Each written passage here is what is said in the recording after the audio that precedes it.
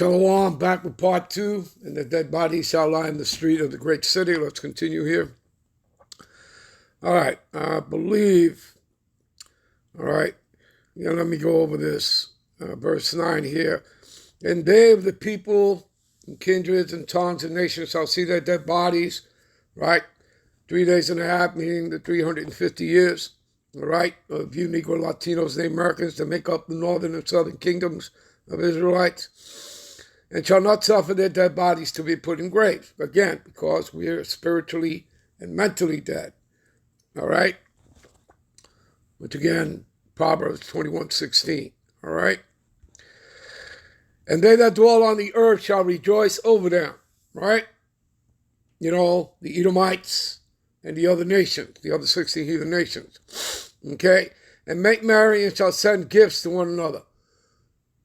What gifts were they sending? They were sending us. That's talking about slavery.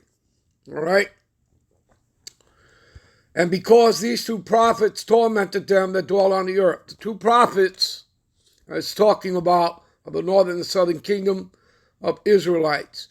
If you start up at the top of Revelations, the 11th chapter, here in verse 4, it'll say, these are the two olive trees, meaning the northern southern kingdom of Israelites, if you Negro, Latino, Native Americans, or you're also referred to as the two candlesticks.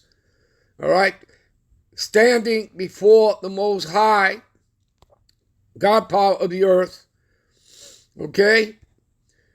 And these have the power to shut heaven, that it rain not in the days of their prophecy, and have the power over the waters to turn them into blood, much like, Moses, right?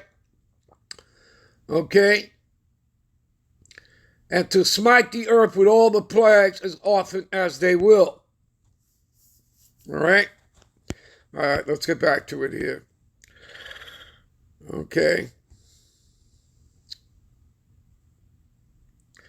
So, now you understand who the two prophets are. Okay? And people who don't have this truth, wisdom, knowledge, understanding will turn around and say, oh, well, that's talking about Elijah. That's talking about Moses or, John the Baptist and somebody. No, man. Just gave you the proper breakdown. All right? All right. So, after the 3 days and a half, the spirit of life entered into them. All right? And they stood upon their feet, and great fear fell upon them which saw them. Give me a minute, give you a precept. Ezekiel chapter 37, the Valley of Dry Bones. The Valley of Dry Bones talking about America, Babylon the Great. Okay? And the hand of the Lord was upon me and carried me out. And the Spirit of the Lord Yahweh set me down in the midst of the valley, which is the valley of the shadow of death, America, Babylon the Great, which was full of bones, right? Those dead bodies. Okay? You understand? I'm going to jump around, people, for time's sake. All right, and thus saith the Lord God unto these bones, behold, I will cause breath, you see that, to enter into you, and ye shall live. Got it? All right? And, he put sinews on them bones. He put skin on them bones. Okay? And when I beheld, lo, the sinews and the flesh came upon them, and the skin covered them above, but there was no breath in them. You see that?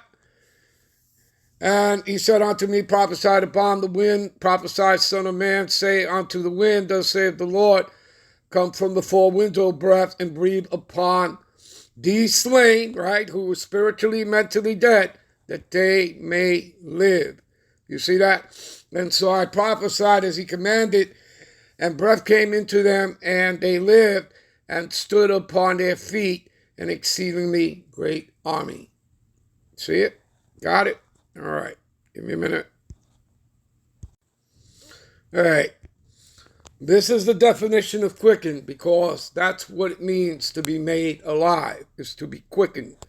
And I'll show you that when I take you to the definition of quicken in the blue letter. But first, let me give you some precepts.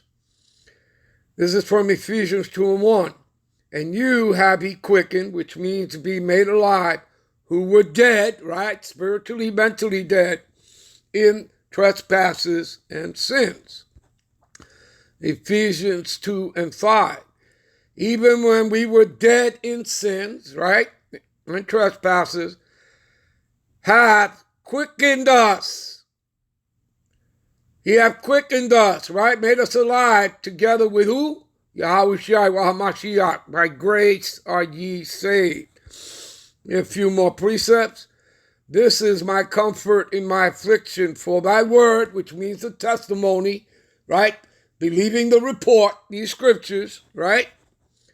It have quickened me. It has made me alive. All right? Not just me, but starting with our elders on down. All right? That are in this truth. All right?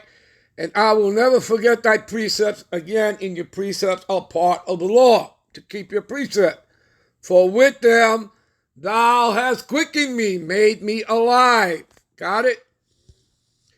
All right, we'll end this here. We'll be right back with part 3. Shalom.